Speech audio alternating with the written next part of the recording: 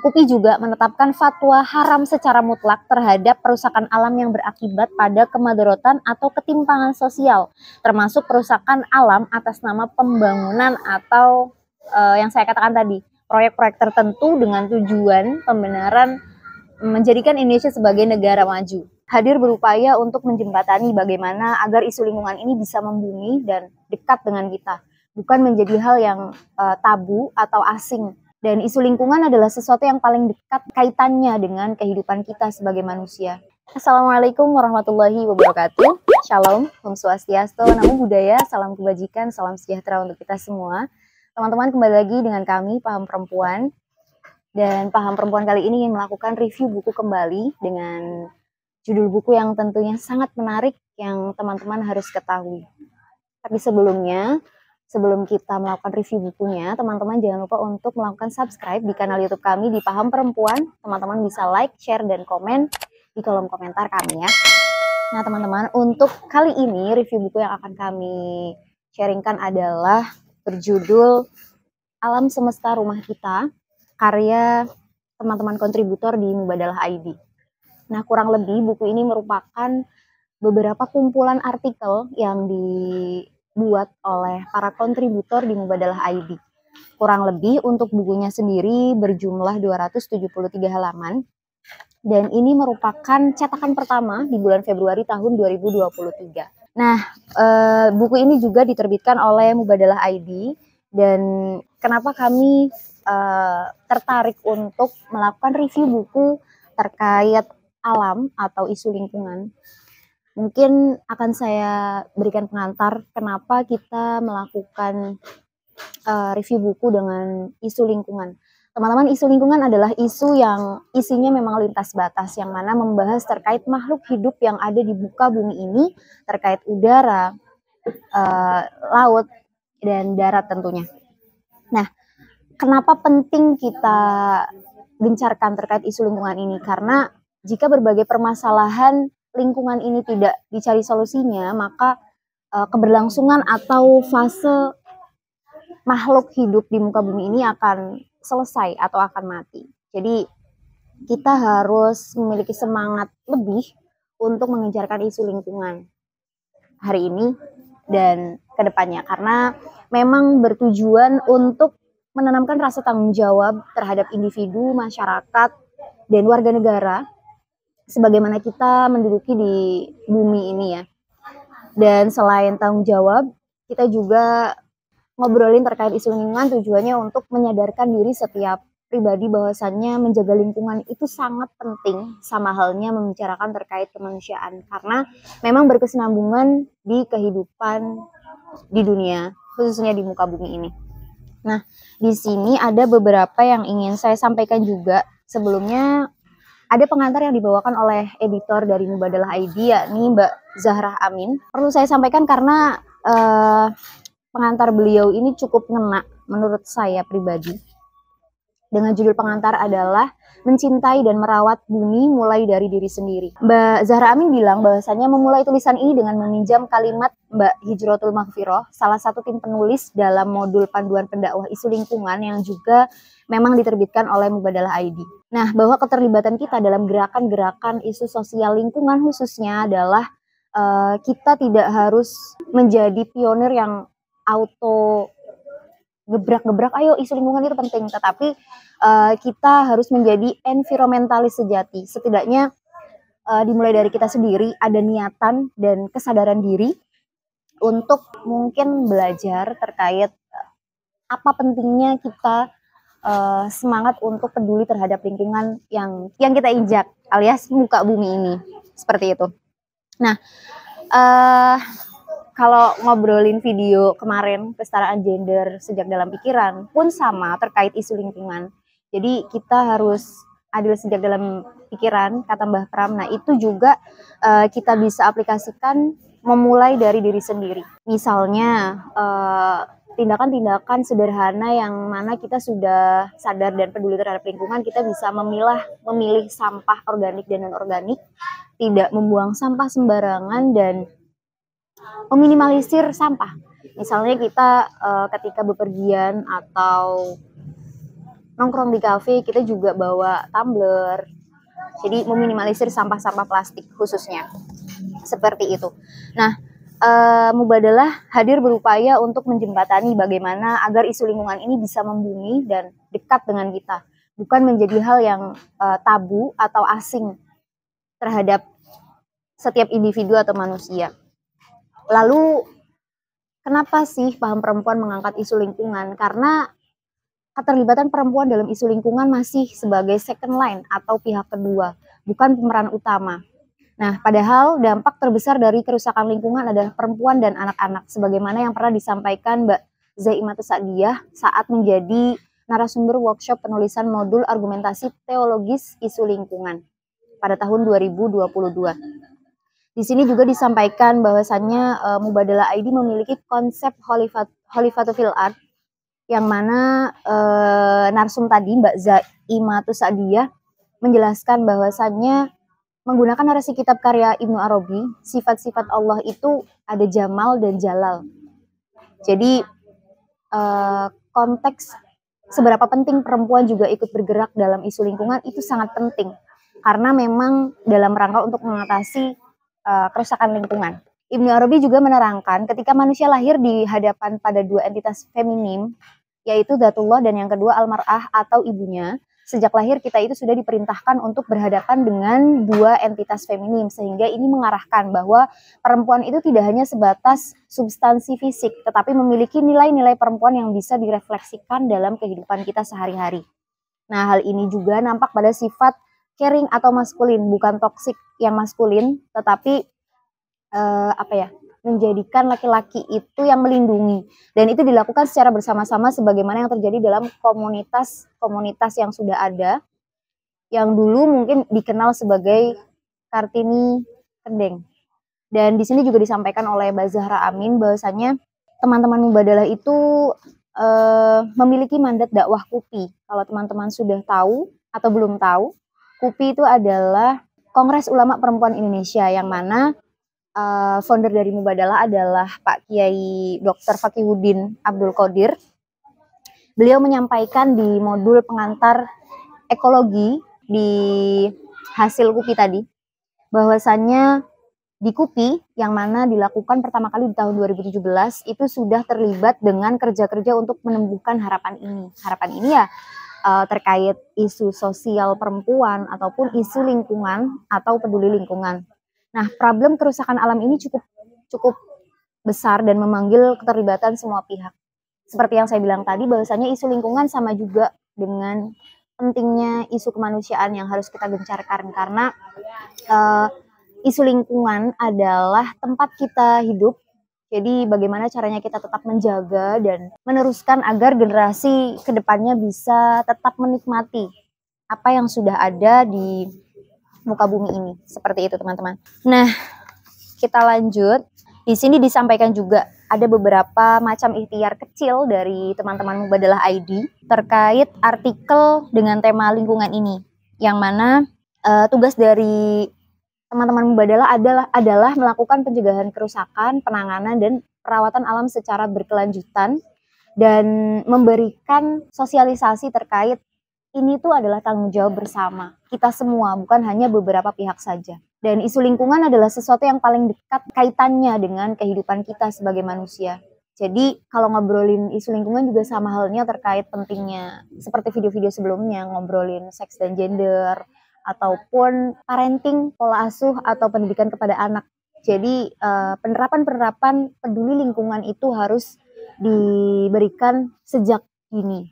Seperti itu, teman-teman.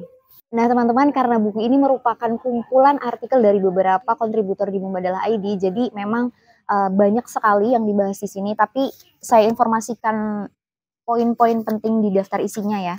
Yang pertama di sini ada lingkungan dan agama, kedua kehidupan berkelanjutan, lingkungan dan perempuan, lalu ada praktik baik dari lingkungan. Nah, kalau teman-teman mau lihat, setiap poin yang sudah saya sebutkan tadi mereka memiliki sub atau anak-anak di dalamnya, yang mana memang tidak hanya satu atau dua judul saja, tetapi lebih dari 10, karena ini kayaknya nggak mungkin gitu kalau semuanya harus saya paparkan. Jadi menurut saya nanti dari poin-poin yang sudah saya sebutkan hanya beberapa saja yang bisa diutarakan gitu teman-teman. Nah nantinya kalau teman-teman memang ada masukan atau pendapat lain terkait apa yang kita sharingkan, teman-teman bisa mampir di kolom komentar kami ya. Nah pertama kita bahas terkait lingkungan dan agama, dan menarik di sini juga layout yang ditampilkan di sini memang sedikit banyak menyadarkan kita kayak oh iya ya gitu, lingkungan tuh penting banget untuk kita jaga gitu. Jadi teman-teman jangan membayangkan buku ini isinya artikel tapi kayak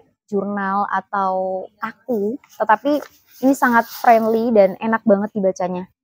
Tapi memang harus direfleksikan betul karena kayak ada beberapa yang memang dia mengikuti zaman atau kekinian dengan berbagai permasalahan lingkungan tentunya.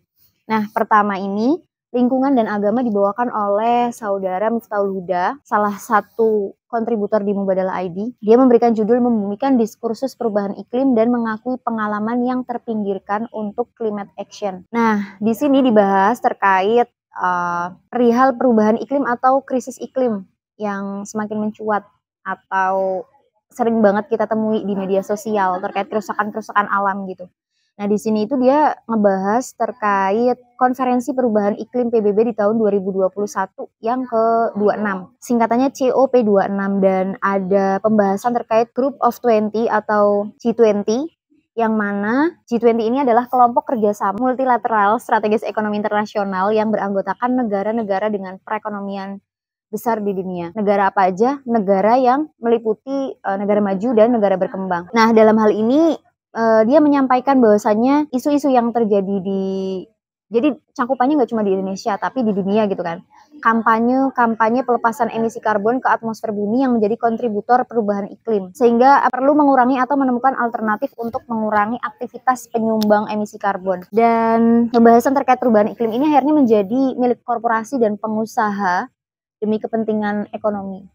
Nah, ngobrolin kerusakan ekonomi ya teman-teman, balik lagi ke keuntungan pribadi atau keuntungan kelompok yang mana memang menomorsatukan profit atau materi. Dan itu real kita temukan. Jadi kalau kita lihat di desa-desa mungkin banyak sawah atau hutan-hutan yang tiba-tiba digundulkan dan dijadikan beberapa pembangunan proyek yang memang keuntungan secara ekonomi dihasilkan dari situ, dan saya kira hanya menguntungkan beberapa pihak saja. Tapi dalam hal itu beberapa masyarakat yang stay di situ pasti merasa rugi gitu. Nah, kesadaran seperti ini penting kita ketahui teman-teman. Jadi ngobrolin isu lingkungan itu ya memang dimulai dari diri kita sendiri, dimulai dari cara kita bagaimana peduli terhadap lingkungan. Dan ketika kita sudah meluas dan mengetahui situasi dan kondisinya, akhirnya kita terbuka juga peduli terkait isu lingkungan di kancah internasional atau di dunia seperti itu. Nah, di sini juga ada dekolonisasi perubahan iklim melalui jalan agama. Pengetahuan terkait perubahan iklim ini saat ini ya masih hierarkis dan etnosentris teman-teman, seolah-olah hanya barat dan kalangan intelektual yang punya legitimasi untuk membahasnya. Jadi kayak ngobrolin isu kemanusiaan ataupun isu sosial perempuan, kayak seolah-olah obrolan-obrolan atau sosialisasi sharing seperti ini hanya bisa dilakukan oleh teman-teman yang mungkin tingkat intelektualnya lebih tinggi ketimbang kita gitu. Tetapi perlu juga kok teman-teman gerakan-gerakan akar rumput yang membahas isu ini gitu, karena terkait kepedulian itu tidak dilihat dari jabatan, status sosial ataupun penting nggak penting orang itu gitu. Tapi kan kita sebagai sesama manusia yang hidup di muka bumi ini dan dalam rangka menjaga kerusakan bumi gitu. Jadi sangat penting untuk kita lakukan terkait sharing isu lingkungan ini. Nah, untuk dekolonisasi atau membumikan pembahasan terkait perubahan iklim ini sudah saya katakan sangat perlu, dan perubahan iklim ini adalah usaha untuk mendekatkan fenomena perubahan iklim dengan pengalaman keseharian masyarakat. Dalam hal ini, secara realita masyarakat kita atau warga negara Indonesia khususnya akan sadar terkait pentingnya menjaga lingkungan sekitar adalah ketika mereka sudah merasakan bencana-bencana seperti longsor, kebanjiran, dan apa ya, mereka tidak bisa merencanakan ya, karena alam itu kan gak cuman kaitannya terkait kebun aja, tapi hutan belantara yang mana secara tidak langsung atau secara tidak sadar ketika pepohonan banyak digunduli dan adanya pembangunan proyek tadi dengan tujuan yang katanya ingin menjadikan negara Indonesia adalah negara yang maju, tapi malah uh, merugikan masyarakatnya sendiri gitu dengan adanya bencana-bencana yang sudah dialami terkait tadi longsor, banjir dan lain sebagainya. Tapi dalam hal itu masyarakat kita ini ketika belum merasakan bencana-bencana tadi, ya udah gitu, kayak ya udahlah bodo amat gitu. Jadi belum ada pedulian tinggi terhadap setiap individu atau setiap masyarakat itu, khususnya di Indonesia. Dan alhamdulillahnya ya, sekarang itu kita sudah bisa melihat lah teman-teman muda ataupun ya lintas usia yang sudah mengencarkan sosialisasi terkait pentingnya menjaga lingkungan atau menjaga bumi kita, seperti Greenpeace ataupun teman-teman Pandawara Group yang mereka melangsungkan pedulian terhadap lingkungan dengan membersihkan sungai-sungai yang ada di Indonesia. Seperti itu. Itu juga sudah menjadi contoh real dari teman-teman muda yang sudah mulai peduli terhadap bumi atau terhadap lingkungannya. Nah, membahas Indonesia yang mana negaranya adalah mayoritas, yang komunitasnya adalah beragama, khususnya mayoritasnya adalah Islam, telah memiliki cara tersendiri untuk menyadarkan masyarakat peduli terhadap iklim, yakni melalui nilai-nilai keagamaan tadi. Nah, karena ini mubadalah, jadi kita nggak jauh-jauh terkait KUPI ya teman-teman. Salah satu yang melakukannya adalah Kongres Ulama Perempuan Indonesia atau singkatannya KUPI tadi, yang mana mereka melakukan kegiatan kongres ini di tahun 2017. Para ulama perempuan yang ada di dalamnya telah menelurkan atau menciptakan fatwa-fatwa terkait perusakan alam, yang mana di sini tertera di nomor 03 MK KUPI ke-1 di bulan 4 di tahun 2017, dan bagaimana sikap yang harus diambil oleh masyarakat, pemangku kebijakan, serta pelaku perusakan alam. Jadi KUPI ini adalah sebagai langkah nyata juga selain yang tadi saya sampaikan ya, lintas usia atau generasi muda seperti Pandawara Group dan Greenpeace. Nah, KUPI ini merupakan kumpulan para ulama perempuan yang mana mereka ingin mengencarkan karena Indonesia sebagai negara yang mayoritas muslim, mereka juga ingin melakukan fatwa-fatwa atau sesuatu hal yang ini bisa dilangsungkan oleh teman-teman kita semua yang ada di Indonesia khususnya. Nah, di sini ada mereka menyebutkan bahwa ukhuwah makhlukiyah atau persaudaraan sesama makhluk adalah salah satu fatwa yang dicoba untuk dikembangkan oleh para KUPI untuk memperbaiki hubungan manusia dengan alam. Teman-teman harus sadar bahwasanya hubungan kita itu nggak cuma manusia dengan manusia saja, tetapi hablum minallah dan hablum minal alam. Kehidupan kita ini saling berkaitan dengan adanya Tuhan, makhluk yang lain atau alam, dan sesama manusia. Jadi ketiga itu harus dilakukan secara imbang, teman-teman. Nah, fatwa ini merupakan upaya merevisi perihal kehadiran manusia di bumi untuk menggunakan yang tersedia di alam demi keberlangsungan hidup manusia yang terpleset pada perilaku eksploitasi yang sangat banyak. Nah, dengan adanya fatwa ini juga manusia dan alam adalah saudara.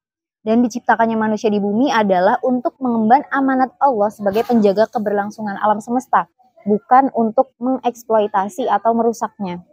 Nah, oleh karena itu hubungan antara manusia dengan manusia tanpa memandang agama itu juga penting dilakukan dan harus setara dan melakukan interaksi secara mutlak. Dan dalam pelaksanaannya, KUPI di sini menekankan terkait pemanfaatan dan pengelolaan alam itu tidak boleh melampaui kebutuhan dan kepentingan dari setiap manusia itu sendiri. Tetapi pada kenyataannya sangat banyak ditemukan eksploitasi alam yang dilakukan oleh sesama manusia itu dengan tujuan dan kepentingan tertentu.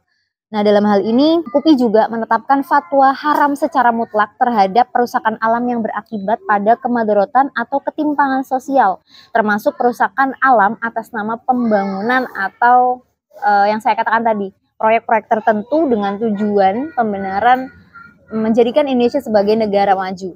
Agama harus berperan dalam melestarikan alam untuk mencegah semakin parahnya perubahan iklim dan memberi dorongan melalui spirit keagamaan untuk menggerakkan manusia supaya menempatkan diri setara dengan alam serta sama-sama menjaganya. Nah, kalau teman-teman gak asing terkait maqasid syariah atau aturan Islam yang mana memiliki tujuan atau maksud tertentu. Maqasid syariah itu meliputi 5. Yang pertama menjaga agama, menjaga jiwa, menjaga akal, menjaga keturunan, dan menjaga harta. Nah, seperti yang saya bilang tadi, bahwasanya muamalah kita atau kegiatan kehidupan kita sehari-hari tidak hanya manusia dengan manusia saja, tetapi manusia dengan Tuhannya dan manusia dengan alam atau lingkungan. Begitu juga dengan maqasid syariah. Bagaimana kita sebagai manusia itu tetap memelihara agama dengan baik, keturunan dengan baik, akal dengan baik, harta dengan baik. Lalu selanjutnya ada judul kedua yang disampaikan oleh Ahmad Asraf Fitri. Di sini judulnya adalah kripto dalam pertimbangan fikih lingkungan. Sebenarnya sebelum saya membaca bagian ini, kayak secara logika, saya pikir kripto itu tidak ada kaitannya dengan kerusakan alam. Tetapi ketika sudah membaca, ternyata teman-teman, kripto itu sangat berpengaruh terkait kerusakan alam. Karena apa? Kita bahas langsung. Nah, teman-teman, mata uang kripto dalam beberapa tahun terakhir ini memang mengalami perkembangan yang sangat signifikan. Dan tren penggunaan kripto ini semakin meningkat, memantik banyak kalangan untuk ikut memakai jenis uang baru ini. Bahkan beberapa negara sudah melegalkan uang kripto, baik terkait penambangannya maupun pemakaiannya sebagai alat transaksi yang sah. Di antara negara yang sudah membolehkan uang kripto yaitu ada Amerika Serikat, Korea Selatan, Jepang, Nigeria, dan Rusia. Nah, di Indonesia sendiri, pemerintah melalui Badan Pengawas Perdagangan Berjangka Komoditi atau Bapepti telah mengatur hal ihwal terkait kripto. Nah, dalam peraturan di nomor 9 tahun 2019 yang diterbitkan oleh Bapepti tadi, kripto itu dikategorikan sebagai komoditi tidak berwujud yang berbentuk aset digital. Kripto juga harus diperdagangkan sesuai dengan mekanisme yang diatur dalam Bapepti tadi. Kalau teman-teman kepo, apa sih dampak negatif dari kripto? Dampak negatif dari kripto sendiri sangat beragam. Sebelumnya mungkin saya bahas dulu ya. Kripto itu macamnya ada apa aja biar teman-teman tahu. Jadi kripto itu diantaranya ada Bitcoin, ada Ethereum, Litecoin, Ripple, Stellar, Dogecoin, Cardano, EOS, dan Tron. Dan kripto ini juga berpotensi untuk disalahgunakan terkait tindakan-tindakan kriminal, teman-teman. Seperti pencucian uang dari koruptor, mafia, ataupun kelompok-kelompok teroris yang sangat membahayakan negara. Dan penggunaan dari Bitcoin ini diperbolehkan bertransaksi memakai identitas samaran, yang mana berpotensi besar digunakan untuk kegiatan-kegiatan terlarang atau kejahatan tadi. Dan melihat berbagai eksis negatif tersebut, tidak mengherankan beberapa lembaga fatwa juga di dalam negeri ataupun di luar negeri umumnya mengeluarkan fatwa haram terkait kripto ini. Dan di sini disebutkan bahwasanya Darul Ifta Al-Azhar Mesir pada tahun 2017 menegaskan bahwa Bitcoin itu statusnya adalah haram. Dan PWNU Jawa Timur juga mengeluarkan fatwa senada setelah melalui proses Bansul Masail. Jadi memang kripto ini sangat sensitif dan tidak semua langsung mengiyakan, teman-teman. Di sini disampaikan bahwasannya hasil kajian dari Komisi Fatwa Majelis Ulama Indonesia atau MUI mempunyai 2 ketentuan hukum. Yang pertama, kripto itu haram digunakan sebagai mata uang karena mengandung ketidakjelasan atau gharar dan berdampak negatif. Dan yang kedua, kripto itu tidak sah diperjualbelikan karena terdapat unsur gharar tadi atau tidak jelas dan memiliki dampak negatif dan tidak sesuai dengan kriteria komoditas dagang. Adapun pertimbangan fikih lingkungan yang disampaikan di sini adalah untuk mengoptimalisasikan proses mining atau proses adanya kripto tadi, seluruh GPI harus mengoperasikan selama 24 jam sehingga kebutuhan daya listrik menjadi besar. Yang saya sampaikan tadi di awal, kayak kripto itu nggak ada kaitannya dengan kerusakan alam, tetapi ketika kita sudah membahasnya dan saya sudah membacanya, untuk optimalisasi proses miningnya kripto itu memang membutuhkan 24 jam lamanya daya listrik yang besar tentunya. Jadi kripto juga sebagai salah satu global warming yang real itu merusak alam, teman-teman. Kita lanjut, isu lingkungan dalam narasi fikih kontemporer. Biasanya fikih-fikih yang disampaikan di sini adalah terkait Ihya Ulmawat, terus Musaqah, Mukhabaro, dan Muzaroah. Jadi tidak ada detail terkait isu lingkungan yang harus kita jalani gitu. Palingan kayak beberapa hadis itu membahas terkait kayak kita itu sebagai makhluk hidup melihat sebuah kebun atau sebuah tanah yang kosong, itu kita harus menghidupkan agar bisa melakukan cara-cara real untuk menjaga lingkungan seperti itu. Dan dijelaskan di situ juga hanya sebatas kayak kita reboisasi gitu loh, teman-teman. Bukan yang real. Dalam hal ini Islam itu harus mewajibkan setiap manusianya untuk sadar lingkungan dan menjaga lingkungan seperti itu. Kita lanjut di Green Deal. Apa aja sih yang Islam ajarkan untuk melindungi planet? Di sini saya kira bahasan yang harus saya utarakan juga teman-teman di sini. Mengenal Green Din. Green Din adalah yang berarti agama hijau, bukan Nahdlatul Ulama ya, tetapi merupakan refleksi mengenai nilai-nilai ajaran Islam terhadap pelestarian lingkungan hidup dan alam semesta. Islam sebagai agama rahmatan lil alamin memiliki sebuah pemahaman berdasarkan prinsip-prinsip menjalankan Islam seraya berkomitmen kepada alam, yakni kesatuan Allah dengan ciptaannya, atau yang biasa kita tahu sebagai suatu keesaan kita terhadap Allah atau tauhid gitu. Lalu memahami tanda-tanda kekuasaannya, memegang teguh kepercayaan kepada Tuhan atas potensi kita, bersikap adil, hidup selaras dengan alam, hidup selaras dengan sesama manusia, dan lain sebagainya. Nah, di sini disampaikan Green Din memiliki 6 prinsip dasar yang meliputi tauhid, ayat, khalifah, amanah, adil, dan nizam. Keenam prinsip ini diambil dari beberapa ayat Al-Quran melalui proses pengkajian wacana tafsir ekologi, yang saya kira teman-teman juga harus belajar sih terkait tafsir ekologi itu apa. Nah, prinsip tauhid di sini menjelaskan bahwa segala sesuatu itu memang berasal dari Allah dan pasti ada tujuan dan maksudnya. Dan Green Din ini mengenalkan kita bahwa bumi adalah masjid, seperti yang dikatakan oleh Rasulullah. Kita diperbolehkan untuk mengerjakan sholat di mana saja, di tempat manapun, yang penting bersih dan suci. Hal ini memberikan kita pesan tersirat bahwa kita tuh berdampingan dengan alam, kita juga bisa melakukan hablum minallah tadi. Yang penting tempatnya atau alamnya bersih dan suci gitu. Islam mengajarkan cinta yang mendalam untuk planet, karena mencintai planet berarti kita mencintai diri sendiri dan mencintai pencipta kita atau Allah. Nah, di sini Islam mengajarkan bahwa kita semua adalah satu. Bumi adalah masjid, adalah cara lain untuk mengatakan bahwa kita semua adalah bagian dari jalinan ciptaan yang sama-sama menakjubkan gitu. Nah, Islam dan lingkungan. Selain perumpamaan bumi adalah masjid, Green Din juga menjelaskan bahwa Islam dan lingkungan merupakan relasi yang saling berkaitan seperti halnya sains dan agama. Allah melalui Quran sebagai petunjuk hidup memberi arahan yang jelas bagi manusia untuk menjaga bumi, dan melalui ilmu pengetahuan yang kita dapat mengetahui lebih banyak terkait tentang penciptaannya, tentang cara terbaik kita untuk menjaga atau merawat bumi kita.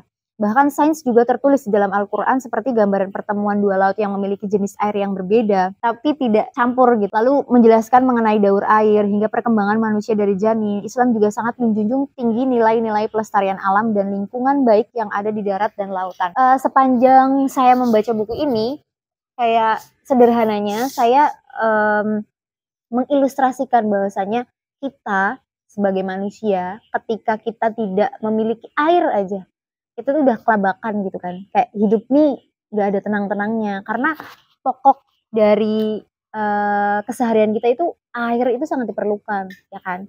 Air bisa untuk minum, bisa untuk mandi, wudhu, mencuci dan lain sebagainya. Itu baru bahas air, belum bahas udara, belum bahas lain-lainnya gitu. Jadi mari kita gencarkan teman-teman muda ataupun lintas usia, pentingnya kita mengencarkan isu lingkungan, pentingnya kita sadar terkait merawat dan memperpanjang umur bumi kita, lalu melakukan kiat-kiat yang real untuk memperpanjang umur bumi kita, seperti itu. Nah, di sini disampaikan teman-teman, menariknya adalah membangun gerakan agama hijau. Konsep Green Din atau agama hijau tadi sejatinya tidak hanya berupa teori bahwa Islam adalah agama yang menjunjung tinggi nilai-nilai lingkungan. Namun banyak sekali kegiatan yang dapat diaktualisasikan untuk membangun gerakan agama hijau. Ada beberapa hal yang dapat kita lakukan untuk membangun gerakan agama hijau. Yang pertama, kita perlu untuk menceritakan kisah kita. Bagaimana kita lahir, bagaimana kita tumbuh dan berkembang di lingkungan kita khususnya. Lalu kisah-kisah mengenai peran manusia yang beriman dalam upaya penyelamatan lingkungan perlu kita sebarkan untuk menginspirasi masyarakat di lingkungan kita.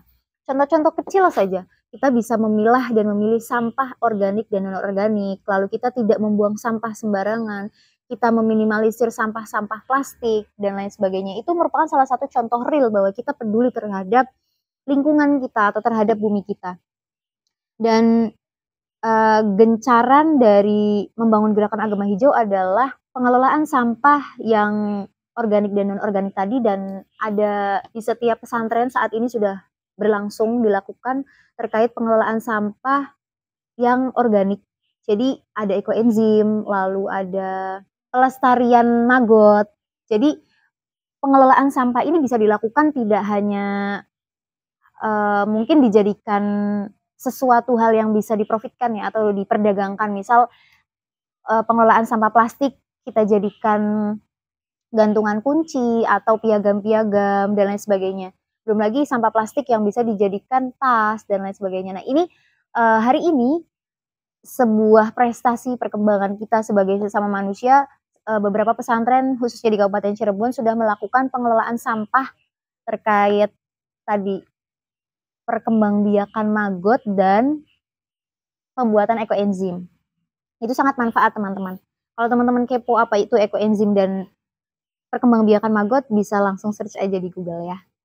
Lalu kedua, kita juga memerlukan edukasi terhadap diri dan orang lain. Jadi kayak kita tuh menyebarkan isu sosial lingkungan, belajar dulu nih, eksperimen dulu terhadap diri sendiri bagaimana rasanya kalau kita tuh bisa peduli dengan lingkungan, misal tidak membuang sampah sembarangan. Terus kita bisa, kalau yang perempuan-perempuan itu bisa handle sampah skincare-nya itu nggak sembarangan juga, tapi dikumpulin, dibersihin, dan ada tempat untuk menukarkan sampah-sampah skincare tadi. Lalu kita juga bisa memilah terkait sampah non-organik dan organik. Jadi kita memiliki eksperimen tersendiri terhadap diri kita, bahwasanya kita menjaga atau peduli terhadap lingkungan itu kayak gini loh rasanya, senengnya gitu. Apalagi ketika langkah-langkah seperti itu dilakukan oleh semua masyarakat atau semua warga negara khususnya di Indonesia misalnya. Jadi kayak kita tuh impact-nya tuh dapet gitu. Oh iya ya gitu. Dengan adanya kepedulian dan merawat lingkungan itu sebegini enaknya ya. Lalu kilas lanjut terkait Green Deal. Pemikiran mengenai Green Deal ini dijelaskan di sebuah buku berjudul Green Deal, Apa yang Islam Ajarkan untuk Melindungi Planet oleh Ibrahim Abdul Matin. Buku ini berisi mengenai penyorotan bagaimana umat Islam memiliki potensi untuk menciptakan perubahan khususnya di alam dengan positif. Seperti itu. Kalau panjangnya penjelasan yang saya utarakan tadi, jika teman-teman masih ada hal-hal yang bingung, bisa langsung mampir di kolom komentar kami. Kami sangat membuka kritik dan saran terkait isu yang sudah di-sharingkan, khususnya di review kali ini terkait isu lingkungan. Dan buku ini sangat kami rekomendasikan teman-teman. Karena apa? Karena tugas melakukan pencegahan kerusakan alam, penanganan, perawatan, melindungi, dan memperpanjang umur bumi kita tuh sangat perlu kita gaungkan gitu. Kalau zaman sekarang mungkin bisa dijadikan tren.